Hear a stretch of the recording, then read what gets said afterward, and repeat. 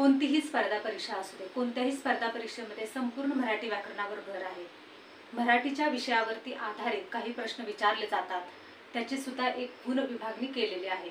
तर संपूर्ण मराठी व्याकरण जर तुम्हाला शिकायचं असेल तर तुम्हाला कुठेही जायची गरज नाही। आपल्या या YouTube चॅनेलवरती तुम्हाला संपूर्ण मराठी व्याकरण शिकवले जाणार आहे। एकदा जर तुम्ही शिकून घेतलं तर तुम्हाला दुसरं अभ्यास करायची काही गरज पडणार नाही। त्याच्यातून तुम्ही नोट्स काढू शकता आणि त्या नोट्समधून देखील तुम्ही अभ्यास करू शकता। चला तर मग संपूर्ण मराठी व्याकरणामध्ये काय काय येऊ शकतं ते आपण पाहूया। त्याच्यामध्ये बघा, मराठी भाषा, लिपी, व्याकरण। भाषेचे मुख्य 2 प्रकार पडतात, त्याच्यामध्ये नैसर्गिक भाषा, कृत्रिम भाषा। नैसर्गिक भाषेला स्वाभाविक भाषा असं म्हटलं जातं। कृत्रिम भाषा म्हणजे सांकेतिक भाषा। त्यानंतर लिपी, वाक्यामध्ये पद, अक्षर, वर्ण, विचार व प्रकार। त्याच्यामध्ये ऱ्हस्व स्वर, दीर्घ स्वर, संयुक्त स्वर, सजातीय स्वर, विजातीय स्वर, अर्धस्वर।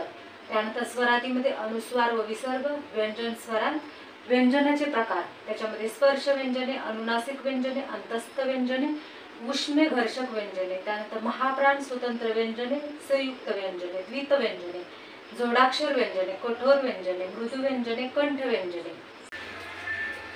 13 तालव्य व्यंजने, मूर्धन्य व्यंजने, दंत व्यंजने, ओष्ठ व्यंजने, दंत तालव्य व्यंजने, कंठ तालव्य व्यंजने, कंठोष्ठ व्यंजने, दंतोष्ठ व्यंजने। व्याकरणामध्ये आता आपण जे पाहिलं ते स्पष्टीकरणासह आपण समजून घेणार आहोत।